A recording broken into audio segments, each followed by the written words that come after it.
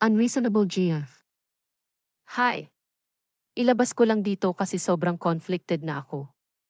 Last week, hiniram ng GF ko yung phone ko to take some selfies. And dahil medyo praning siya sa cheating, which never kong ginawa, be with the wait, she asked if pwede niya tignan yung messages ko sa IG and Messenger. Pumayag naman ako since wala naman ako tinatago. Habang nagsuscroll siya paiba ng paiba yung itsura niya, from smiling to simangot.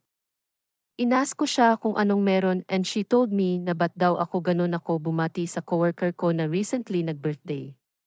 Yung bati ko kasi happy birthday blank. See you soon. See you soon kasi recently naglalaro siya ng ML, sabi ko binati ko lang naman, and wala na ako ibang nakakausap na mga coworkers ko pag outside na ng work, maliban sa mga bati-bati ganun, pero she keeps bringing it up na parang ang dating nagluloko ako sa kanya. Of course, I tried to reassure her na never kong gagawin sa kanya yun. I saw my dad cheating kaya may aversion din ako dun sa pagluloko. And nagkaayos naman na kami after that, or that's what I thought. Then ito kanina lang nagaway na naman kami.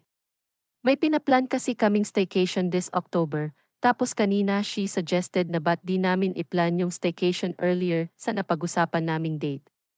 Sabi ko, hindi kaya kasi meron kaming team building nung date na yun, and kahit wala, uwi din yung tita ko from the States kaya gagamitin ng fam ko yung car sa pagsundo. After nun nagwala na siya kasi ba't daw lagi na sa pera yung plans namin and ba't mas pinaprioritize ko yung ibang plans. Any suggestions kung paano ko madidiskalate to? Feel free to ask any questions.